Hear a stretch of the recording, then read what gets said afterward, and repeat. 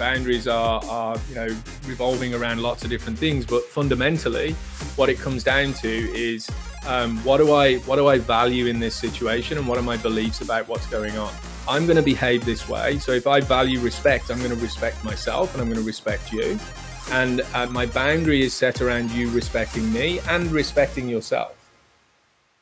And inherently as a young kid, I always did that as well. So I thought we talk a little bit about boundaries as well. Yeah, I mean, and it's a great way to go into boundaries, because a lot of people don't realize that your boundaries revolve around what your values and your beliefs are. Right. So people think boundaries are revolving around lots of different things, but fundamentally what it comes down to is what do I value in this situation, and what are my beliefs about what's going on. So if I value honesty, respect, safety, loyalty, and integrity inside of this particular situation, inside of this friendship with you, and I'm going to set my boundaries around me being that way. So we have our own internal personal boundaries, and then we have external boundaries that we have with other people, in that I'm going to behave this way. So if I value respect, I'm going to respect myself and I'm going to respect you. And my boundary is set around you respecting me and respecting yourself.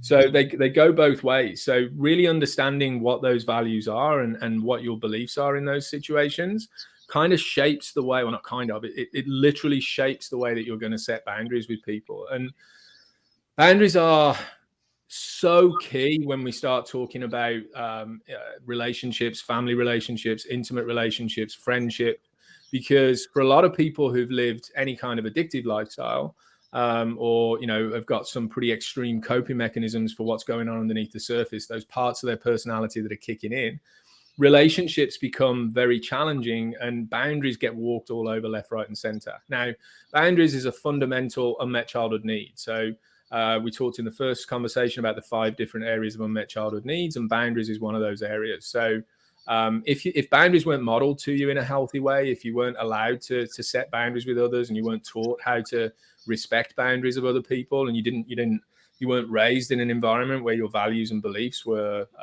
fundamentally respected, then you don't develop the ability to do that. And most people in those kind of situations have a very black and white on-off way of dealing with boundaries, in that I'm going to slime you with every single piece of information that I possibly can, or I'm not telling you anything. And it's kind of this like on-off kind of way of dealing with relationships. Yeah. And I'll go back to my own example of like how I was inherently really bad at, or actually really good at not, honoring people's boundaries, for a variety of different reasons as well. And to begin with, I just didn't have any boundaries in my own real life. Yeah. So I didn't have boundaries in my own real life where I wouldn't just let myself down, which I did dozens of times a day. And I wouldn't stick to what was good for my soul or what was good for my mental health or my well-being. And I just did destructive behavioral patterns. That's a really bad boundary recognition for myself. And how could I, if I wasn't doing it with myself, how could I possibly be expected to deal with school on a day like today? You know what I mean? Yeah. Like that's exactly what it is. So how do you be able to regulate that with boundaries? In starting with yourself first.